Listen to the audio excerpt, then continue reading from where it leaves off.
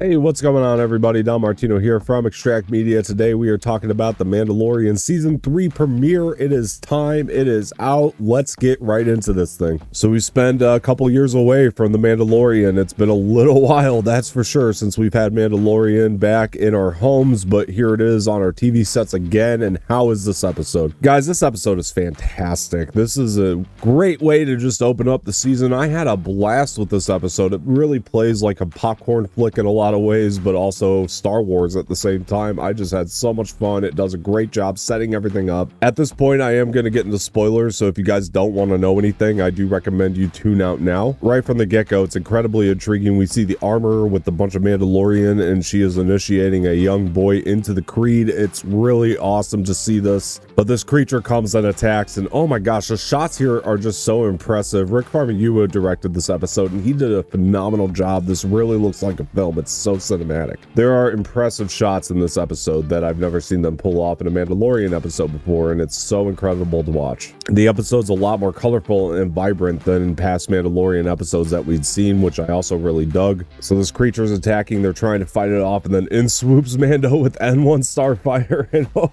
boy, man, I wish I was with people when I was watching this because I wanted to hear the cheering. He takes out this creature, like just blows him right up. It's pretty fantastic, and then they land, Mando and Grogu that is, and then Mando and Grogu stick their heads out. It's just such a cool season 3 opener, honestly. Mando's talking with the armor, and she pretty much tells him the truth, like, look, I told you, you cannot be a Mandalorian right now. You took your helmet off. There's no way unless you get yourself into those mines and get yourself redeemed over at Mandalore. And she said they don't exist anymore, but Mando has this little piece that does prove that they may exist, so he says, I'm gonna go look for these things anyway. But he does stop off at Navarra. He meets up with Carl Weathers, Greef Karga again, and Carl Weathers is so great in this episode. I actually really love the way he carried himself here. He gave some real good gravitas to the performance. Yeah, Grogu spinning around on the swivel chair with the Force was hysterical. I laughed my ass off at that. I love the IG-11 statue that they have. They consider him a hero there at Navarra. I thought that was a really nice touch. And then Mando tries to bring this IG-11 droid back to life. He knows this droid's going to protect the child, so he really wants him back to life, and then it seems to fail. He takes him to a droid smith that seems to fail again, and the droid smiths are pretty much the same species as Babu Frick, which was really cool to see. They were hysterical in this episode. They could not fix the droid. Greef Karga has some trouble with some pirates that land on the planet, and they cannot work their stuff out. They're really mad because the town has changed so much. They can't get a drink. They built a school where the cantina used to be, so they can't drink, and then Greef Karga and him have an issue, and then Greef Karga just shoots the motherfucker, right? He just disarms him of his weapon with one blaster shot, which I thought was really impressive. I didn't know he had that kind of skill. And Mando shoots the rest of them, and Greef Karga wants him to be the Marshal, and then he says that Marshal Dune is off at the New Republic. They recruited her after turning him off Gideon. I thought it was a really great way to kind of explain her absence. It didn't feel forced in there. It felt very natural in the conversation of everything that was happening and the storyline as well, so I really enjoyed that. So Mando's like, all right, I'm gonna go to Mandalore. Look, I don't want to be the Marshal right now. I can't be. I have to go get my status back as a Mandalorian. So then he goes off, and then we get a space battle with the pirates. It's so fantastic, and boy did it remind me of New Hope, the way that ships were getting picked off one by one here. I just thought it was visually stunning, and they just did a great job with the space battle. Also, the pirate ship per se reminded me of something out of the Clone Wars, which I really dug as well. I thought that was really well done. So Mando lands at this Mandalorian castle. He walks in, and God, this thing is just shot so well. I love the rain that's outside of the castle. It really reminded me of the Camino sequences in Attack of the Clones. I thought they did a great job capturing that style. Gets into the castle. He goes down this long hallway. I love the shots of the castle as well. I think the castle is just a visually stunning sort of piece here that really works. But he gets to the end, and Bo-Katan's just kind of relaxing on the throne, and boy, she's been through some shit. She's beating herself up over this Darksaber business. At the end, the way that she just said goodbye Din Djarin, man, Katie Sackhoff did a great job being the villain here, and she's going to be very villainous moving forward. I could tell it did a great job setting up the rest of the season.